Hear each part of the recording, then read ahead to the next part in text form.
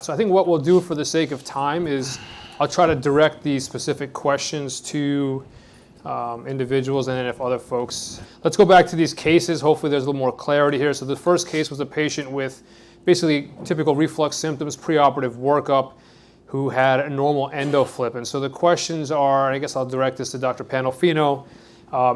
In this preoperative patient, can you talk to us about the essential components of the endo flip specifically for this patient? And then really the question is, for those of us in the audience who are doing this now, if we have a normal endo flip exam, does this patient still require manometry prior to surgery? Yeah, so there's not a single study to support that. So I would say that based on the data, we don't have that to advocate for doing that. What I can tell you is that if you do an endo flip and you see racks and they fit the rule of 6, that person's 70% of the time is going to have a completely stone cold normal manometry. About another 20-25% of the time, they may have a mild EGJ outflow obstruction, which is actually a false positive EGJ outflow obstruction because they're actually normal. And then there's a few, like maybe 5% that have IEM, but when you actually look at their bolus transit, it's actually not bad IEM. So I do think in the future we will have that data. I think it's a much better tool because what it does is a very simple thing. The only thing you need to know is if a patient can undergo this and they're going to have dysphagia is when you squeeze the esophagus, does that open the EGJ? And that's exactly what FLIP shows. It shows that when you do this in the esophagus, does that happen? And if you show that, I mean, you're in essence looking at the work balance between opening and closing the EGJ, and that's really the most crucial thing.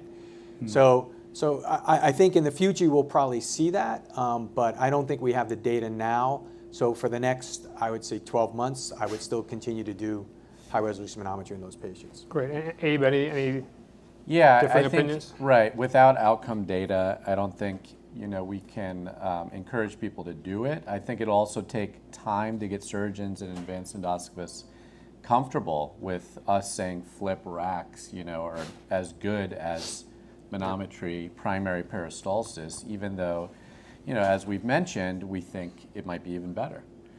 So it'll take some time. At our institution, fortunately, everybody sort of plays ball. Nobody really wants to harm the patient. People doing links, people doing TIF, people, they don't even take a plug chance for at, NYU. Right. Take a chance at We don't want to hurt you. Right. That's our motto. At causing a side effect, or they're very into these mechanisms and phenotype workups. So I think, as time goes on, hopefully we'll have some guidance with the literature. Excellent. So the second case was a woman, again, typical symptoms, positive pH study, 2-centimeter hernia. Manometry looks something like this: ineffective motility, impaired bolus transit. So Abe, let's start with you. What additional manometric details than the typical things that we may be looking at, maybe that's captured in Chicago 3, what other things do you use in the preoperative patient? DCI, failed swallows, impedance.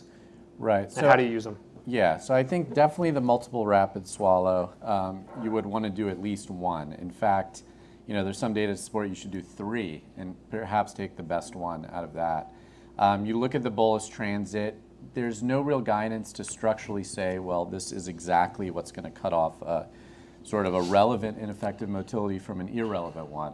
So a lot of it is sort of nuance at this point until we have more outcome data after a lot of these procedures like TIF and links. In particular, because even the multiple rapid swallow has mostly been done on surgical fundoplication, looking at their outcomes with dysphagia afterwards. So what I do is at the end of the study, based on the DCI, the impedance, the multiple rapid swallows, I sort of try to conceptualize it as I think this is relevant, dysmotility, and we should be cautious, to do something that might worsen dysphagia. Or many times I say this is very mild. Esophagram, there's good clearance. Impedance of manometry, there's good clearance. There's good multiple rapid swallow. I don't think this is a very relevant. Patient doesn't have dysphagia, ineffective motility. So I think it's still a little bit of a nuanced approach. So John or Eli, do you guys routinely get bagel marshmallow swallows preoperatively, pre-procedure? Oh, no, only when people cannot complete the manometry. And I don't yet have endo flip, but hope to, but that's sort of our fallback when people just can't get through a manometry. John, how do you use that? Yeah, I mean, I think this is a classic example where you use a Bayesian approach, and that's like playing poker, right? Texas Hold'em poker is a great analogy. You have important information where you start and you think about the patient, and you get additional information that changes your posterior probability. So I think A brought up dysphagia. If someone has dysphagia before that, and we've certainly heard dysphagia can get better when you treat their reflux because reflux can cause dysphagia. But certainly dysphagia to begin with is one of the biggest predictors of postoperative dysphagia.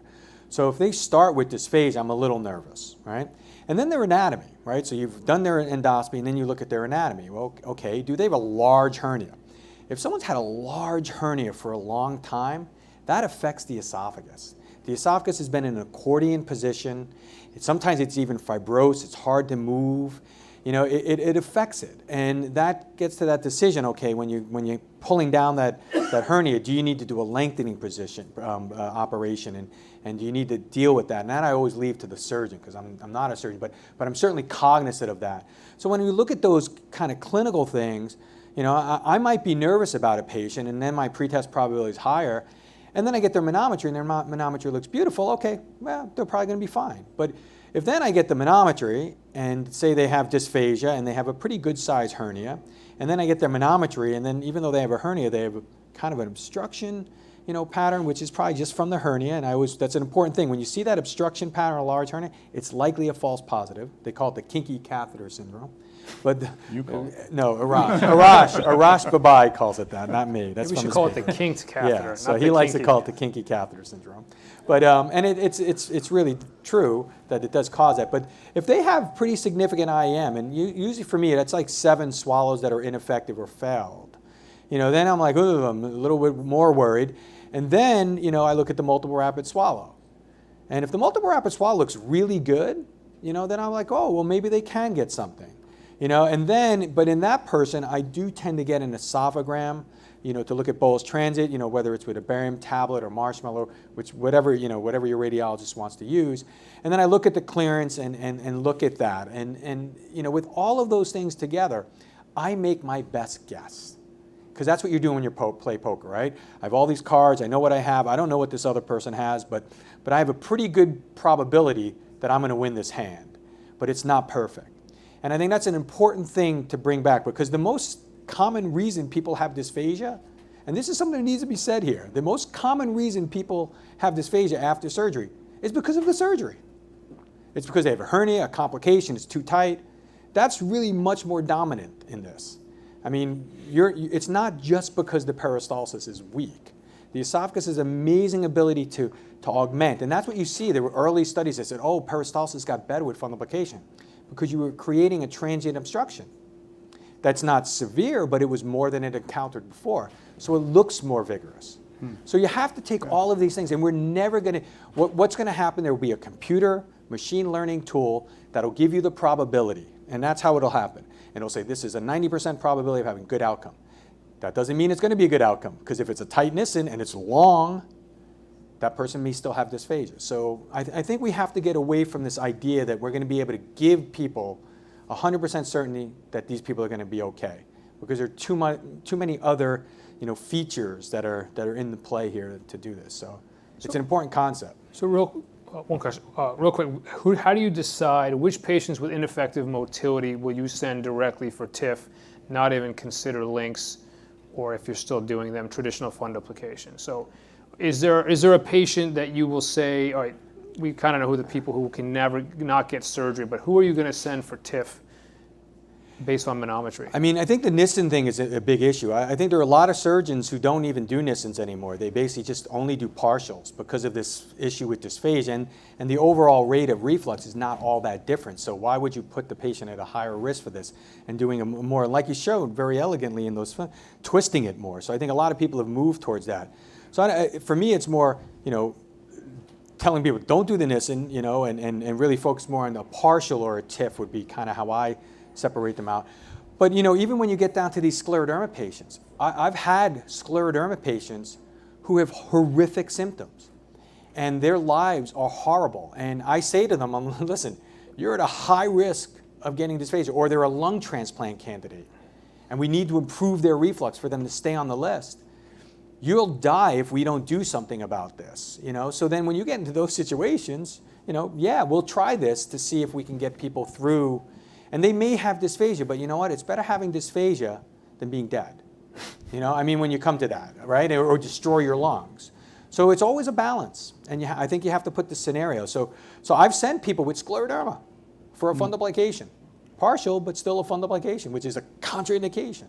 But it's because of the underlying problems that they were having. And certainly TIF being, you know, less invasive, I mean, that's always been the holy grail.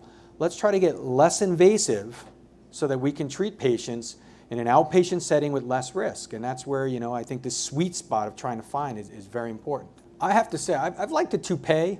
I mean, I think, you know, my patients have done well with that. The door, you know, I still feel like it's maybe just not enough sometimes for some people, but, you know, it's so different. I think it's so hard to predict. You know, that's what's really great about being in this field, is that it is such a heterogeneous patient population, and really it's so different. Every patient is different, and that's where it's a precision medicine approach, and you really have to kind of look at all of these little factors. You know, my surgeons are great at our institution. They ask me my opinion, I can give it to them, and then, you know, they can take it or leave it. But you know, I actually have clinic with my surgical partner, Eric Hungnes. We are in clinic together. We're reading the manometries, we're seeing patients together. You know, so, you know, we've learned from each other, and I've gotten a little bit more open to letting people go, and he's gotten a little bit more conservative, and we meet in the middle. So, you know, I think it's, you got to have a lot of so much to the point, I have a go-to ENT person that literally, he will see them that day for me. He'll do a laryngoscopy. I mean, we finally tuned this machine so that we're all working together and talking the same language. We have the same verbiage for PPI risks that gets sent whether you're in the ENT clinic, the surgical clinic, or the GI clinic, which I think is very important, because you do not want mixed messages, because patients lose confidence in the underlying practice then. All right, let's go quickly to the last case. Maybe we'll do a quick poll here. This is the patient with Barrett's high-grade dysplasia with the 5-centimeter hernia, class A esophagitis. And really the question is, I'll just go down the line, starting with you, Eli. Basically, the question is, should you do anti-reflux surgery before starting RFA? Preferably, I would do it RFA before. RFA and then Yeah. anti-reflux. Just to guarantee access to the That would be mucosa. Agreed. Usual approach, John? yeah. Yeah, I mean, we looked at this. In fact, Sri Kamanduri in our group published a paper, very nice paper in Gastro. I was one of the authors, but I had really very little to do with that paper, and it was really his work. And he really showed that when you aggressively treat the reflux, their responses and their remission rates are so much better. You know, so much to the point where it actually happened that, you know, one of my patients with a big hernia just wasn't getting better, and you know, we fixed the hernia, and he just responded so well. So I don't think it matters, to be honest. I just think that you got to keep that in the back of your mind, that this is going to be better. And you know, you may get away with fixing some of these people, and this is the whole thing about POEM. Like, a lot of people want to do interventions with POEM for something that may not happen 50% of the time. So I would say, let's see if it happens, and then if they do develop a GERD, then we'll do something later. And you know, because most of the time I can fix it. You know, and the ones that I can't fix, then we escalate our intervention. And I think that's kind of the same thing here. I think, you know, I definitely think that controlling reflux, and it's not just acid in these patients, it's non-acid. And that's what Sri showed, that it's all the other stuff, you know, that mixes, and it doesn't have to have a pH of 2 to affect, you know, the metaplastic response and improve, you know, in the remission rate. So I think you got to be aggressive with the reflux, and it gets to reflux therapy, anti-reflux surgery or endoscopic procedures if you have to.